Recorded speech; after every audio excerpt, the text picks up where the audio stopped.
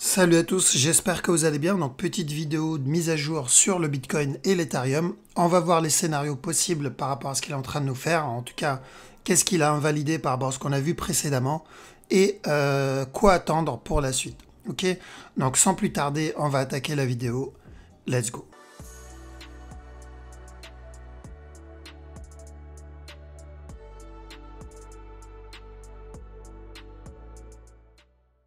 Alors, donc le Bitcoin. Bitcoin, pour rappel, on avait vu trois scénarios. C'était le 31 janvier.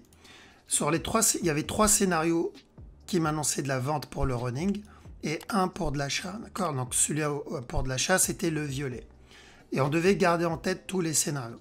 Maintenant, hier, on avait validé ça. On a supprimé ça, pardon, comme scénario. Il devait venir chuter directement, ce qu'il n'a pas fait.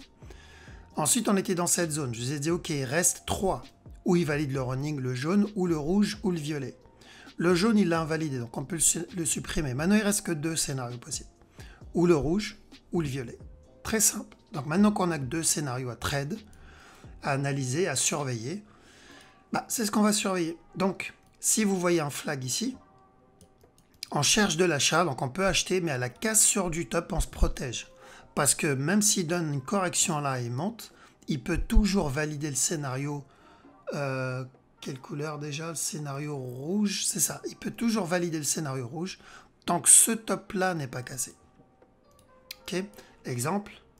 Là, j'ai un setup d'achat, comme j'ai eu ici. J'achète. Et une fois le top cassé, tout ça, ça devient la correction. Et il chute. Donc, il valide le scénario violet. Rouge, pardon.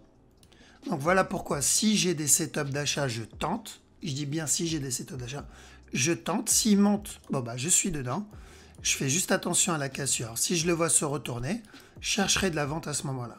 D'accord? Donc maintenant, on fait quoi? On patiente et on attend de voir s'il y a un flag ou pas. On ne rentre pas si on n'a pas de setup. Et s'il monte là, un stop sans donner de setup. Alors déjà, il y a peu de chances, parce qu'une structure ne fait pas ça normalement. C'est que s'il y a un event, une news ou une baleine qui rentre dans le trade. Mais il y a peu de chances que ça arrive. Vous aurez toujours, 9 fois sur 10, vous aurez un setup. Donc quand on a eu les moves ici en interne, vous voyez bien, à chaque fois il nous a donné un setup d'achat. Achat, de l'achat, de l'achat. Ici aussi. Pareil pour de la vente. Quand on cherche de la vente, hop, il donnait des setups de vente. De la vente ici. Quand il a chuté, il a donné de la vente là, sans parler des mouvements en interne. D'accord? Donc, on attend. On attend une confirmation. S'il monte sans nous, alors on n'est pas dedans. Donc s'il corrige, je cherche de l'achat jusqu'à ce top-là. Ce top, je me protège. Je parle vraiment au trader. Donc les deux scénarios toujours valables, c'est correction, buy. Et on va mettre en violet l'autre. Tout ce mouvement-là, c'est une structure corrective, drop. S'il donne le violet, à la cassure de ce bas-là, on se protège. D'accord? Juste au cas où, toute cette structure, c'est une correction. Comme là. Ok, juste au cas où. Voilà, donc ça, c'est pour le Bitcoin. Rapidement, donc l'Ethereum. L'Ethereum, il a cassé le top. Il y avait 2 scénarios ici. Le premier, ça, c'est une correction. Si c'est le cas, il viendra casser le top. Le deuxième scénario, alors je vais laisser, donc on va laisser d'abord celui-là. Donc premier scénario, c'est correction, cassure du top. Et le deuxième scénario, on va le mettre en rouge. C'est il vient casser ce bas d'abord. Et ensuite, il monte casser le top. Donc sur la grosse structure, c'était de l'achat. Mais sur la petite, c'était assez flou à cause du mouvement qu'il faisait en interne ici. Et donc je vous ai dit, c'est du 50-50 ici. Je préfère ne pas rentrer dedans tant que la structure ne s'est pas développée un peu plus ou venir casser ce bas-là. Maintenant, le top est cassé. Du coup, il a validé ça. Ok. Maintenant, je dois faire quoi? Je fais attention à la structure au-dessus. Rappelez-vous, on a eu ce drop. Il est monté, correctif, et ensuite il a explosé vers le bas. Et quand on a eu ça, on a eu un nouveau plus haut. En fait, on peut avoir la même chose ici. Donc, on doit faire attention à ça. On l'a même eu... voilà, c'est là. Donc là, on a eu ce up, ici. Si ça, c'est ma correction, il m'a donné le C du coup, le A, le B, le C. Tout ça, ça peut être ma correction pour un gros B. Ça, c'était mon A. Il peut chuter, faire un C ici. Si c'est le cas, on aura encore un niveau plus haut. D'accord? Donc, en gros, on va surveiller cette structure pour les jours à venir sur l'Ethereum. Par contre, faites bien attention sur la grosse structure daily. On est vers la fin d'un move. Ok, je vous ai dit, à chaque niveau plus haut, on doit faire attention. Donc là, oui, il peut drop et remonter encore. D'accord? Pour donner la même chose que là. 1, 2, 3, up. 1, 2, 3, up. Donc, si j'ai un setup d'achat, donc s'il valide bien le C et j'ai un setup d'achat ici et que je le tente, à la cassure du top, je me protège. C'est important. D'accord? Parce que si je dois regarder la grosse structure en 4 heures ici, on est potentiellement vers la fin d'un move. Donc, ça veut dire quoi la fin d'un move? Ça veut dire qu'à un moment ou à un autre, on aura une correction, c'est tout. Ok, donc là, il peut faire ça, drop, monter, il peut continuer à ramper encore un peu, mais à un moment ou à un autre, on aura la correction pour la continuation vers le haut. Parce qu'on m'a posé la question pour celui-là et le Bitcoin, on le verra aussi sur le Bitcoin, on ira dessus. Est-ce que l'Ethereum, il peut revenir casser, genre revenir dans la zone 2017? Franchement, il y a vraiment peu de chance. C'est possible s'il nous valide un gros running ici. Ok, c'est possible. Mais je ne vais pas viser cette structure. Parce qu'en termes de probabilité, c'est pas plus intéressante. Je préfère viser juste une correction parce que je sais qu'une structure ne monte pas non-stop, a fini par corriger.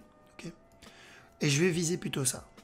Donc, si ce mouvement est vers la fin, j'attendrai la correction. Et là, je rentre. Parce que où il me donne ça, il a plus de chances que j'ai cette structure plutôt que d'avoir ce que beaucoup espèrent, l'Ethereum qui chute ici. Ok, donc oui, c'est possible que l'Ethereum revienne toucher les 1000 $, par exemple, ou même en dessous, s'il donne un running, mais il y a peu de chance. Il y a vraiment très peu de chance. D'accord? Donc, vaut mieux pas se concentrer sur ça. Concentrez-vous sur... Donc, ceux qui investissent, bon, bah, c'est sur 5 ans, 10 ans, on s'en fout. Mais ceux qui tradent day trading ou swing trading, on se concentre d'abord sur un petit mouvement. Si ce mouvement est validé, une fois le top cassé, break-even. Si le marché continue à monter, voilà, on est tranquille. Si le marché se retourne, on prend un peu de profit. Il faut toujours se payer quand on prend un trade. Quand le marché atteint un niveau plus haut, break-even, prenez 15, 20, 30, 50% de votre trade. Comme ça, s'il se retourne, voilà, on est content, on a pris notre argent. D'accord?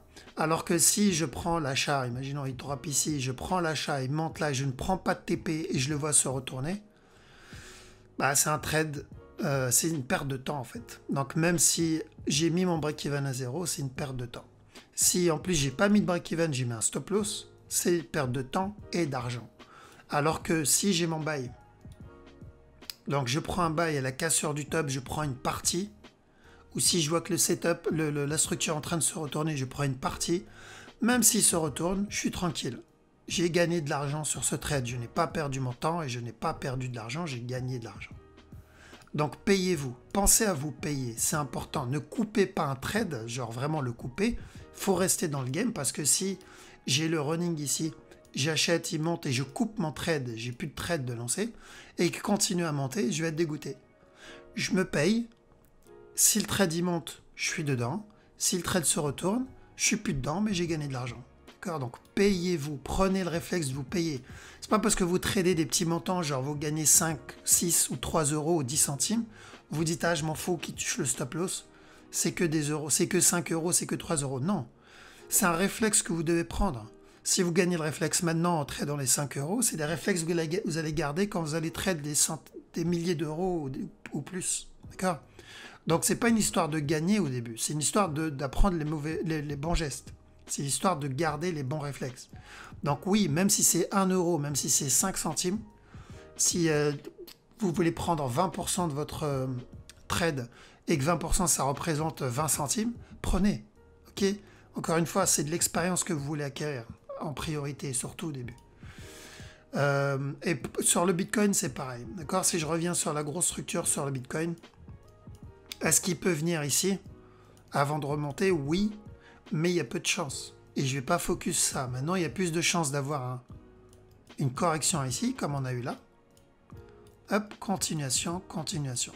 Et ensuite, on aura une plus grosse correction, bien plus grande que celle-là, qui va durer bien plus longtemps que celle de 2017-2018. Et ensuite, continuation vers le haut. Et après, encore une plus grosse correction, plus grande que celle-là. Ok, le marché bouge comme ça. Enfin, ça va falloir s'y habituer. Ne pensez pas que le marché va monter en ligne droite. Donc ceux qui tradent, qui investissent sur 5, 10, 15, 20, bon, on s'en fout. Mais pour les autres, vous devez garder ça en tête. Qu'à tout moment, vous pouvez rentrer dans une phase corrective. L'avantage des wave traders, c'est qu'on peut trade dans les phases correctives. Pour info, les mouvements en interne ici en 1 minute, hier on les a dépouillés. Impulsion, correction, impulsion, tous les mouvements que vous voyez en interne, ça a été du dépouillé. Ce drop ici, le up, les drops ici en interne. D'accord? Parce qu'on sait ce qu'on trade. On sait qu'on est en train de trade juste une structure corrective en interne dans une phase potentiellement d'un running. D'accord? Donc, quoi faire? Si vous voyez un flag, correction, vous achetez à la cassure du top break-even, j'insiste. Hein. Pas de flag, vous ne rentrez pas. Si vous êtes dans l'achat, vous faites attention à la cassure du top.